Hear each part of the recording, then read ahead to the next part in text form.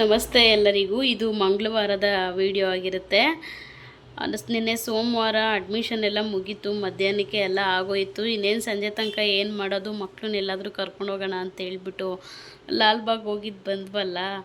Full ಮನೆಯಲ್ಲೆಲ್ಲ ನಾವು night ಬಂದಿದ್ದು 7 ಗಂಟೆ 7:15 ಆಯಿತು. ಆಮೇಲೆ ನೆಕ್ಸ್ಟ್ ಅಮ್ಮನ ಮನೆಗೆ ಹೋಗ್ಬಿಟ್ವಿ. ಅಲ್ಲಿಂದ ಬಂದು ಸ್ವಲ್ಪ ಸೈಕಲೆಲ್ಲ ರಿಪೇರಿ ಮಾಡೋದಿತ್ತು, ಅದನ್ನು ಎಲ್ಲ ಮುಗಿಸ್ಕೊಂಡು ಸಿಕ್ಕಾಬಿಟ್ಟೆ ಕೆಲಸ. ನೆನ್ನೆ ಫುಲ್ ಟಯರ್ಡ್ ಆಗಿಬಿಟ್ವಿ. ಟಯರ್ಡ್ ಆಗಿಬಿಟ್ಟು ಹಂಗಂಗೆ ಎಲ್ಲ ಇಟ್ಬಿಟ್ಟು ಮಲ್ಕೋಗ್ಬಿಟ್ಟಿದ್ದೀವಿ. ಇವತ್ತು ಬೆಳಿಗ್ಗೆ ಎದ್ದು ಟಿಫನ್ಗೆ ಚಪಾತಿ ಮಾಡಿದ್ದೆ.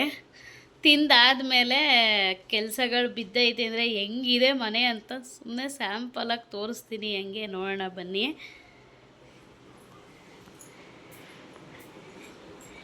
ಇದು ಫ್ರಿಜ್ ಮೇಲೆ ಒಂದು ಲಾಟ್ ಐತೆ.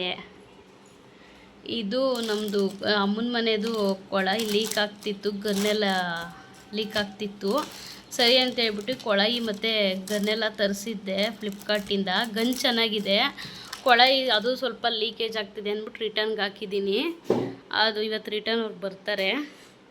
ಇಲ್ಲಿ ಮಗುಗೆ ಶೂ ತದ್ದಿದ್ದು ಅಲ್ಲೇ ಇದೆ. ಇದೆಲ್ಲ ಬಂದು ಟೂಲ್ಸ್ಗಳು ಸೈಕಲ್ ರಿಪೇರಿ ಮಾಡೋದಕ್ಕೆ ಅಂತ ಹೇಳ್ಬಿಟ್ಟು ಎಲ್ಲ ಎತ್ಕೊಂಡಿದ್ರು. ಇದೆಲ್ಲ ಬೀರು ಮೇಲೆ ಇತ್ತು.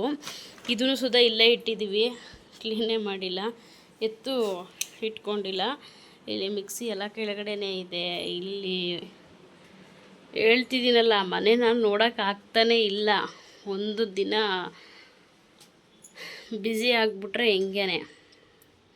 ನೆನ್ನೆ ದೇವ್ರಿಗೆ ಪೂಜೆ ಮಾಡಿಬಿಟ್ಟು ಹೋದ್ವಲ್ಲ, ಅದು ತೆಗೆದಿದ್ದು ಕೂಡ ನಾನು ಕ್ಲೀನ್ ಮಾಡಿಲ್ಲ, ಪಾತ್ರೆ ತೊಳೆದಿಲ್ಲ, ಎಲ್ಲ ಹಂಗಂಗೆ ಐತೆ. ಮತ್ತು ಇಲ್ಲಿ ಎಣ್ಣೆ ಎಲ್ಲ ಆರಿರೋದು. ಭಾನುವಾರ ನಾನು ಕಬಾಬ್ ಮಾಡಿದ್ದು, ಬಿರಿಯಾನಿ ಮಾಡಿ ಕಬಾಬ್ ಮಾಡಿದ್ದು. ಆವಾಗ ಕಬಾಬ್ ಮಾಡಬೇಕಾದ್ರೆ ಲಿವರ್ನು ಹಾಕಿದ್ದೆ ಅಲ್ವಾ. ಲಿವರ್ ಹಾಕ್ದಾಗ ಮಾಮೂಲಿ ಸಿಡಿಯುತ್ತೆ. ಆವಾಗ ಆಗಿರೋದು. ಇದು ಸಿಡಿದು ಇದೆಲ್ಲ ಪೂರ್ತಿ ಎಣ್ಣೆ ಗಲೀಜಾಗಿರೋದು ನೋಡಿ ಹೆಂಗೈತೆ. ಎಲ್ಲ ಹಂಗಂಗೆ ಬಿದ್ದೈತೆ. ಮತ್ತು ನಾವು ನಿನ್ನೆ ಲೇಟಾಗಿ ಎದ್ಬಿಟ್ವಿ. ಅಡ್ಮಿಷನ್ಗೆ ಲೇಟ್ ಆಗುತ್ತೆ, ಆಮೇಲೆ ಎಲ್ಲ ರಶ್ ಆಗಿಬಿಡ್ತಾರೆ ಸ್ಕೂಲಲ್ಲಿ. ನಡೀರಿ ಫಸ್ಟ್ ಹೋಗ್ಬಿಡೋಣ ಅಂತೇಳ್ಬಿಟ್ಟು ಬೇಗ ಟಿಫನ್ ತಿಂದು ನಾವು ಹೋಗೋದೇ ಆಯಿತು. ಭಾನುವಾರ ನೈಟು ಅಷ್ಟೇ ಸಾಕಾಗಿತ್ತು. ಅಮ್ಮ ನಾನು ಹೊರಗಡೆ ಹೋಗಿ ಬಂದಿದ್ದಕ್ಕೆ ಅಲ್ಲಿಂದ ಬಂದು ಅಡುಗೆ ಮಾಡಿ ಊಟ ಮಾಡಿ ಮಲ್ಕೊಂಬಿಟ್ವಿ. ಸೋಮವಾರ ಬೆಳಿಗ್ಗೆ ಎದ್ದು ಕ್ಲೀನ್ ಮಾಡೋಕ್ಕಾಗಲಿಲ್ಲ, ಅಲ್ಲಿ ಹೊರಟೋದ್ವಿ. ನೆನ್ನೆ ಅಲ್ಲೆಲ್ಲ ಓಡಾಡ್ಕೊಂಬಂದು ನೆನ್ನೆನೂ ಫುಲ್ಲು ಟಯರ್ಡ್ ಆಗಿತ್ತು, ಏನೂ ಮಾಡೋಕ್ಕೆ ಆಗಲಿಲ್ಲ. ಅದಕ್ಕೆ ಸರಿ ಅಂತ ಹೇಳ್ಬಿಟ್ಟು ಇವಾಗ ಅದು ಎಲ್ಲ ಕ್ಲೀನ್ ಮಾಡೋ. ಬೆಳಿಗ್ಗೆ ಎದ್ದು ಫಸ್ಟು ನಾನು ಮಾಡಿದ್ದು ಟಿಫನ್ ಆದಮೇಲೆ ಮಕ್ಕಳು ಮಲ್ಕೊಂಡು ಇಬ್ಬರೂ ಟಿ ವಿ ನೋಡ್ತಾ ಇದ್ದಾರೆ. ಇಲ್ಲಿ ನೋಡಿ, ಬಟ್ಟೆ ಮಾತ್ರ ಲಾಟು ಬಟ್ಟೆಗಳು ಬಿದ್ದೈತೆ. ನಮ್ಮ ಮನೇಲಿ ಏನಕ್ಕೆ ಕಮ್ಮಿ ಆದ್ರೂ ಬಟ್ಟೆಗಳಿಗೆ ಮಾತ್ರ ಯಾವತ್ತೂ ಕಮ್ಮಿ ಆಗೋಲ್ಲ. ಇದು ಮಲಗಿರೋದೆಲ್ಲ ಇಲ್ಲಿ ನನ್ನ ಮೈದಾ ಮಕ್ಕಳು ಎಲ್ಲ ಹಾಲಲ್ಲಿ ಮಲ್ಕೋತಾರಲ್ಲ, ಅದು ಮಡಚಿಟ್ಟಿರೋದೆಲ್ಲ ಹಂಗಂಗೆ ಬಿದ್ದೈತೆ. ಮತ್ತು ನೆನ್ನೆ ಅಡ್ಮಿಷನ್ ಮಾಡ್ಕೊಂಬಂದಿರೋದು ಕೂಡ ಬುಕ್ಸು, ಮತ್ತು ನಾನು ನೆನ್ನೆ ತೊಗೊಂಡೋಗಿದ್ದ ಬ್ಯಾಗು ಕೂಡ ಅಲ್ಲೇ ಬಿದ್ದೈತೆ. Full tired ಆಗಿಬಿಟ್ಟಿದ್ವಿ. ಇದೆಲ್ಲ ಮಕ್ಳದ್ದು ಬುಕ್ಸು ನೆನ್ನೆ ತೊಗೊಂಬಂದಿದ್ದೆಲ್ಲ ಹಂಗಂಗೆ ಐತೆ. ಇದು ಅಷ್ಟೇ ಯೂನಿಫಾರ್ಮು ಕೂಡ ಹಂಗೆ ಐತೆ. ಏನು ಕ್ಲೀನೇ ಮಾಡ್ಕೊಂಡಿಲ್ಲ. ನೆಕ್ಸ್ಟು ನಾನು ಅದು ರಾಘವೇಂದ್ರ ಸ್ವಾಮಿ ಫೋಟೋ ಇಡೋದಕ್ಕೆ ಅಂದ್ಬಿಟ್ಟು ಟೇಬಲ್ ಎತ್ತಿದ್ನಲ್ಲ, ಅವಾಗಿಂದ ಇದೆಲ್ಲ ಕೆಳಗಡೆನೇ ಇದೆ ಹಾಲಲ್ಲಿ. ಇದನ್ನು ಎಲ್ಲ ಸ್ವಲ್ಪ ಕ್ಲೀನ್ ಮಾಡ್ಕೋಬೇಕು. ಆಮೇಲೆ ಮಾಮೂಲಿ ನಮ್ಮದು ಮಂಚ ಇಲ್ವಲ್ಲ, ಹಾಸಿಗೆ ಹಿಂಗೆ ಫೋಲ್ಡಿಂಗ್ ಮಾಡಿಟ್ಟಿರ್ತೀವಿ. ಇಲ್ಲಿ ಹಾಸ್ಬಿಟ್ರೆ ಬೀರು ತೆಗಿಯೋದಕ್ಕಾಗಲ್ಲ ಅಂತ ಹೇಳ್ಬಿಟ್ಟು ಇಲ್ಲೇ ಹಂಗೆ ಫೋಲ್ಡಿಂಗ್ ಮಾಡೋದು. ನೈಟ್ ಹೊತ್ತು ಮಾತ್ರ ಇದನ್ನು ಹಾಸ್ಕೊತೀವಿ. ಇಷ್ಟು ಮನೆ ಸಿಕ್ಕಾಬಟ್ಟೆ ಗಲೀಜೈತೆ ಅಂದರೆ, ಈ ದೇವ್ರ ಮನೆ ಕಡೆ ಒಂದಷ್ಟೇ ನೆನ್ನೆ ನೀಟಾಗಿರೋದು. ನೆನ್ನೆ ಏನಕ್ಕಂದರೆ ನೆನ್ನೆ ಎಲ್ಲ ಕ್ಲೀನ್ ಮಾಡಿ ಪೂಜೆ ಮಾಡಿಬಿಟ್ಟು ಹೋಗಿದ್ವಲ್ಲ, ಅದರಿಂದ ಸ್ವಲ್ಪ ಕ್ಲೀನಾಗೈತೆ. ಇನ್ನೂ ಸ್ನಾನನೂ ಮಾಡಿಲ್ಲ, ಪೂಜೆನೂ ಮಾಡಿಲ್ಲ, ಮನೆಯೂ ಕ್ಲೀನ್ ಮಾಡಿಲ್ಲ, ಏನೂ ಮಾಡಿಲ್ಲ. ಪೂಜೆ ಅಂತೂ ಈಗಂತೂ ಮಾಡೋಕ್ಕಾಗಲ್ಲ.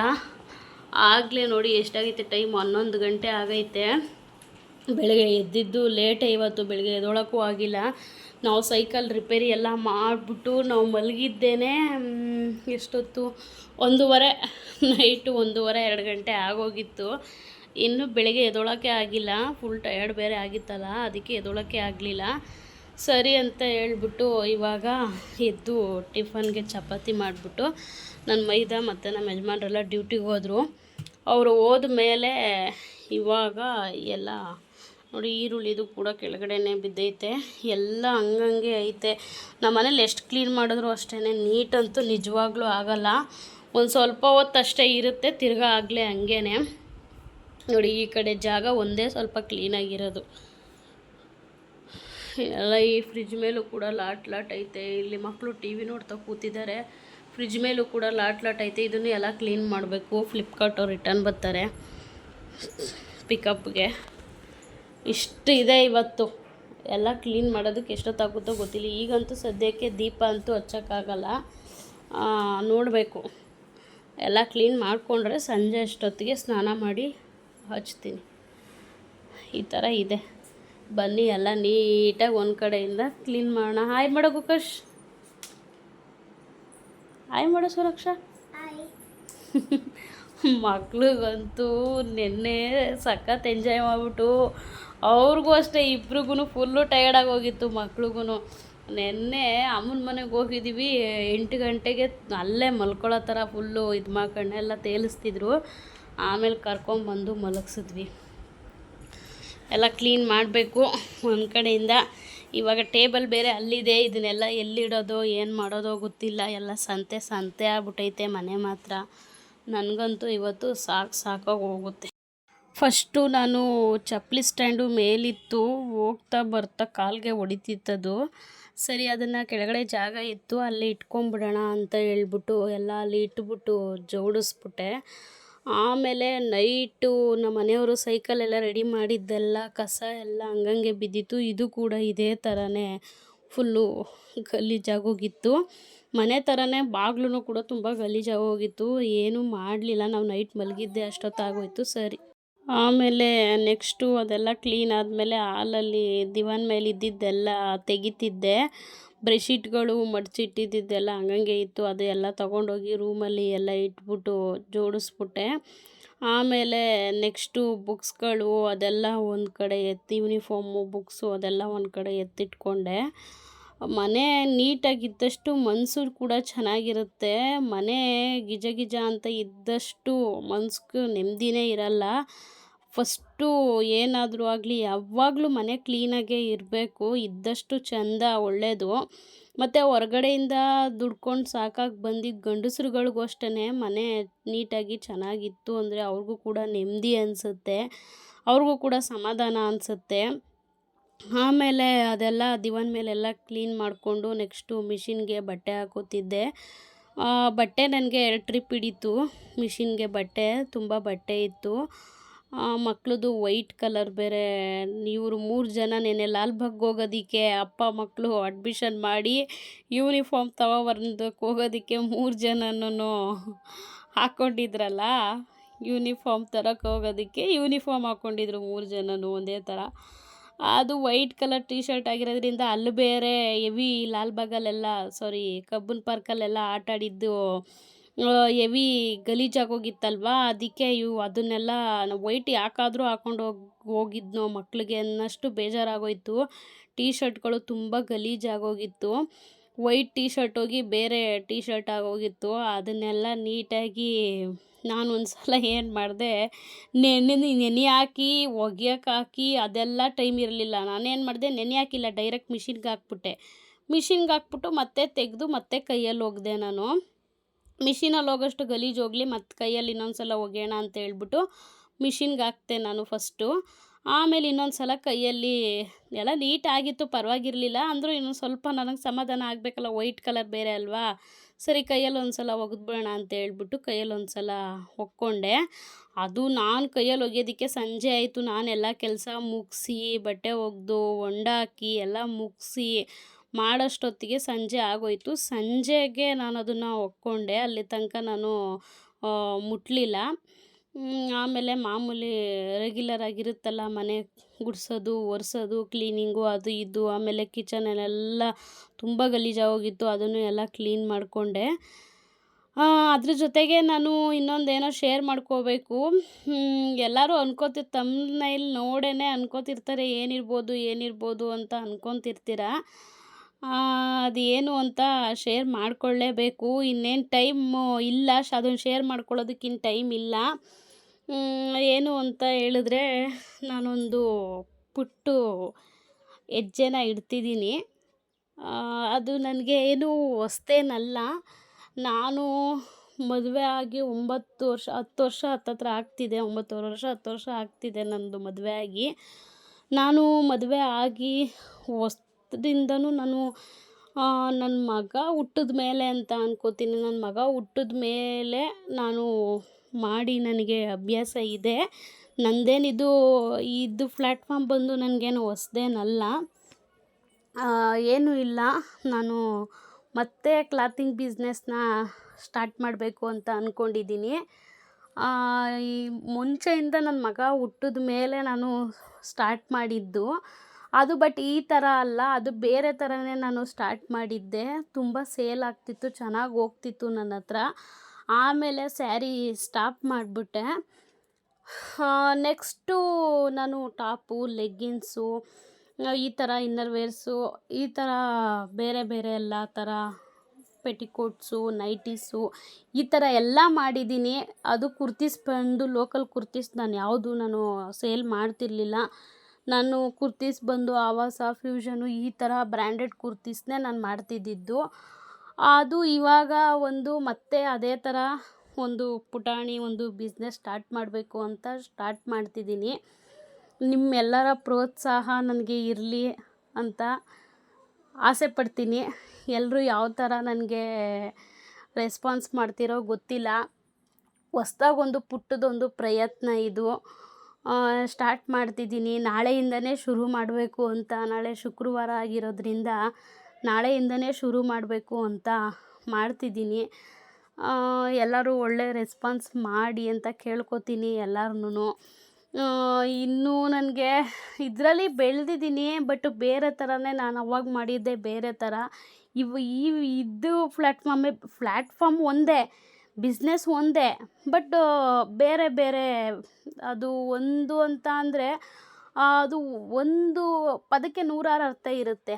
ಆ ರೀತಿಯಾಗಿ ಬಿಸ್ನೆಸ್ ಒಂದೇ ಇರ್ಬೋದು, ಬಟ್ಟು ಮಾಡ್ತಿರೋ ರೀತಿ ನೀತಿ ಬೇರೆ ಥರನೇ ಇದೆ ಇದು.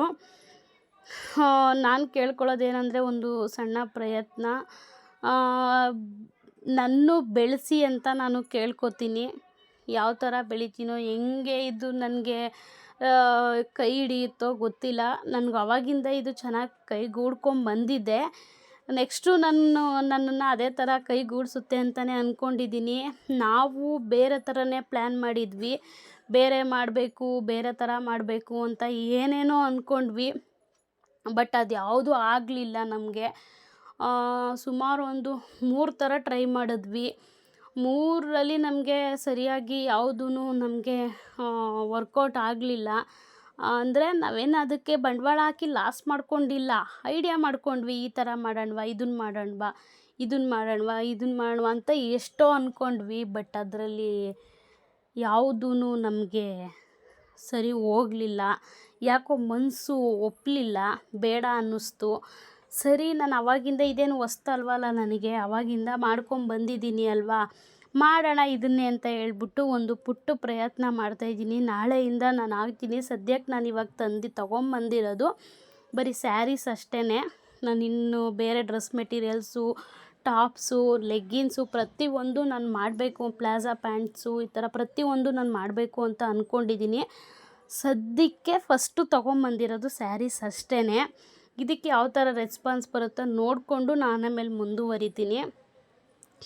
ಚೆನ್ನಾಗಿ ಒಳ್ಳೆಯದಾಗುತ್ತೆ, ದೇವ್ರು ನಮ್ಮ ಜೊತೆ ಇದ್ದಾರೆ ಅಂತ ಅಂದ್ಕೊಂಡಿದ್ದೀನಿ. ಗೊತ್ತಿಲ್ಲ ಏನಾಗುತ್ತೆ ಅಂತ. ಎಲ್ಲ ಒಳ್ಳೆಯದಾಗಲಿ ಅಂತ ಎಲ್ಲರೂ ಹಾರೈಸಿ ಅಂತ ಕೇಳ್ಕೊತೀನಿ.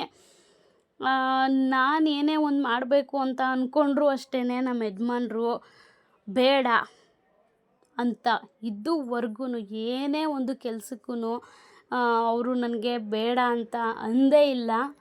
ನಾನೊಂದು ಖುಷಿ ಪಡಬೇಕಾಗಿರೋ ವಿಷಯ ಏನು ಅಂತ ಅಂದರೆ ಅದೊಂದೇ. ಏನಕ್ಕಂದರೆ ನಾನು ಏನಾದರೂ ಮಾಡಲಿ, ಅದು ಲಾಸ್ ಆಗಲಿ, ಲಾಭ ಆಗಲಿ, ನಷ್ಟ ಆಗಲಿ, ಆಮೇಲೆ ನಾನು ಅದಕ್ಕೆ ಇನ್ವೆಸ್ಟ್ಮೆಂಟು ಅಷ್ಟೇ, ಚಿಕ್ಕ ಪುಟ್ಟ ಇನ್ವೆಸ್ಟ್ಮೆಂಟ್ ಆಗಲಿ, ಅದು ದೊಡ್ಡ ಇನ್ವೆಸ್ಟ್ಮೆಂಟ್ ಆಗಲಿ, ಯಾವುದಾದ್ರೂ ಆಗಲಿ, ಈ ಥರದ್ದೊಂದು ಮಾಡಬೇಕು ಅಂದ್ಕೊಂಡಿದ್ದೀನಿ.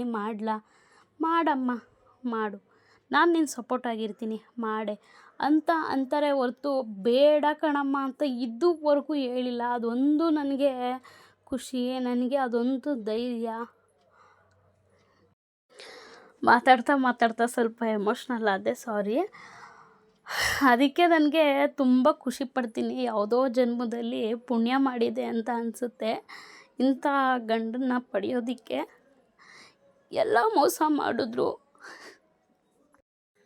ನೀನೇ ಎಲ್ಲ ನಿನ್ನ ಬಿಟ್ಟರೆ ಬೇರೆ ಏನಿಲ್ಲ, ನಿನ್ನಿಂದನೇ ಎಲ್ಲ ಅಂತಿದ್ದವರೆಲ್ಲ ಇವತ್ತು ಮೋಸ ಮಾಡೋಗಿದ್ದಾರೆ. ಇವತ್ತು ನಮ್ಮ ಜೊತೇಲಿ ಯಾರೂ ಇಲ್ಲದೇ ಇರ್ಬೋದು, ನಮ್ಮ ಜೊತೆಲಿ ಆ ದೇವ್ರು ಇದ್ದೇ ಇರ್ತಾನೆ ಅನ್ನೋದೊಂದು ನಂಬಿಕೆ ನನಗಿದೆ. ಅದು ಒಂದು ನಂಬಿಕೆನೇ ಸಾಕು. ಜೊತೆಗೆ ನಮ್ಮ ಯಜಮಾನ್ರು ಪ್ರೀತಿ, ವಿಶ್ವಾಸ, ಅವ್ರ ಗೌರವ, ಅವ್ರು ಕೊಡೋ ಸಪೋರ್ಟಿಂಗು ಇಷ್ಟೇ ಸಾಕು ನಮಗೆ ಅಂತ ಹೇಳೋದಕ್ಕೆ ಇಷ್ಟಪಡ್ತೀನಿ. ಯಾರೂ ಇಲ್ಲ, ಯಾರಂದ್ರೆ ಯಾರೂ ಇಲ್ಲ. ನನ್ನ ವೀಡಿಯೋಸ್ ನೋಡ್ತಿರೋ ಪ್ರತಿಯೊಬ್ಬರಿಗೂ ನಾನು ಹೇಳೋದು ಒಂದೇ ಮಾತು, ಏನಂದರೆ ಈ ಥರ ಸಂತೋಷ ಸುದ್ದಿನ ನಾನು ನಿಮ್ಮ ಹತ್ರ ಹಂಚ್ಕೋತಿರ್ಬೇಕಾದ್ರೆ ಇದೆಲ್ಲ ಬೇಡವಾಗಿತ್ತು. ಬಟ್ ಆದ್ರೂ ಫ್ಲೋಲ್ಲಿ ಬಂತು. ಒಂದು ಖುಷಿ ಸುದ್ದಿ ಏನಂದರೆ ಇದೇ ಖುಷಿ ಸುದ್ದಿ, ಇನ್ನೇನಿಲ್ಲ. ಹೊಸದಾಗಿ ನಾನು ಕ್ಲಾತಿಂಗ್ ಬಿಸ್ನೆಸ್ನ ಶುರು ಮಾಡಬೇಕು ಅಂತ ಅಂದ್ಕೊಂಡಿದ್ದೀನಿ.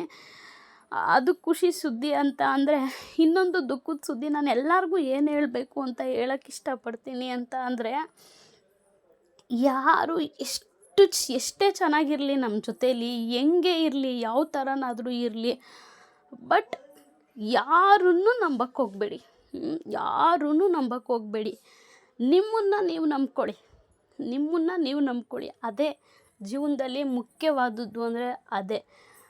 ಇವತ್ತು ನನ್ನ ಗಂಡನು ಅನಾಥ ಅಂತ ಹೇಳಿದ್ರು ತಪ್ಪಾಗಲ್ಲ, ನಾನು ಅನಾಥೆ ಅಂತ ಹೇಳಿದ್ರು ತಪ್ಪಾಗಲ್ಲ.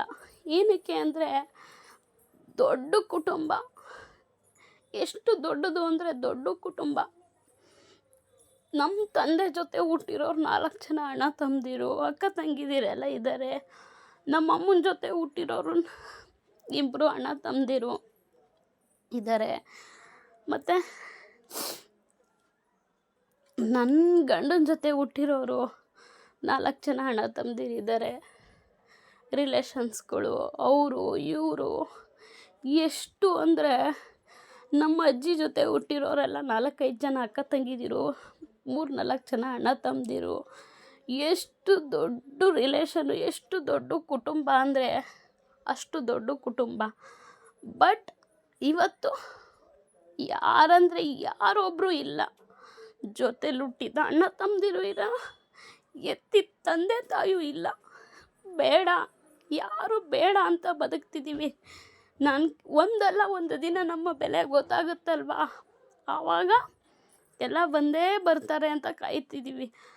ಅದು ಒಂದು ದಿನ ನನಗೋಸ್ಕರ, ನನ್ನ ಗಂಡನಿಗೋಸ್ಕರ ಅದು ಒಂದು ದಿನ ಕಾಯ್ತೈತೆ. ಅಲ್ಲಿ ತನಕ ಕಾಯೋಣ, ಬರಲೇಬೇಕು. ಒಂದು ಕೆಟ್ಟದ್ದು ಅಂದಮೇಲೆ ಒಳ್ಳೇದಿದ್ದೇ ಇರುತ್ತಲ್ವ, ಒಂದು ಕೆಟ್ಟ ದಿನ ಅಂದಮೇಲೆ ಇನ್ನೊಂದು ಒಳ್ಳೆ ದಿನ ಅನ್ನೋದಿದ್ದೇ ಇರುತ್ತಲ್ವ. ಅಲ್ಲಿ ತನಕ ಕಾಯೋಣ. ಒಳ್ಳೆಯದು ಕೆಟ್ಟದ್ದು, ಈಗ ನಾವು ದೇವ್ರನ್ನ ನಂಬ್ತೀವಿ ಅಂತ ಅಂದಮೇಲೆ ದೆವ್ವನೂ ನಂಬಲೇಬೇಕು. ಹಾಗೆ ಒಳ್ಳೇದಿದೆ ಅಂತ ಅಂದಮೇಲೆ ಕೆಟ್ಟದ್ದು ಇದ್ದೇ ಇರುತ್ತೆ. ನಾವು ಮಾಡಿದ್ದೀವಿ ಅಂತ ಹೇಳೋದು ಬೇಡ. ನಾವು ಮಾಡಿರೋ ಒಳ್ಳೆತನ ನಮ್ಮಲ್ಲೇ ಇರಲಿ ಅಲ್ವಾ. ಮೇಲ್ಗಡೆ ಇರೋನೊಬ್ಬ ನೋಡಿರ್ತಾನ ಅಷ್ಟೇ.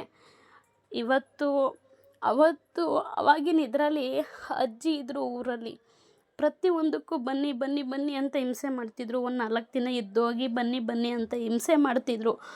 ಅಯ್ಯೋ ಹೋಗು ಅಂತ ನಮ್ಮ ಅಜ್ಜಿಗೆ ನಾನು ನಮ್ಮಮ್ಮ ಇದು ಮಾಡ್ತಿದ್ವಿ. ಬಟ್ ಇವತ್ತು ಅಜ್ಜಿ ಬೆಲೆ ನಮಗೆ ಗೊತ್ತಾಗ್ತಿದೆ.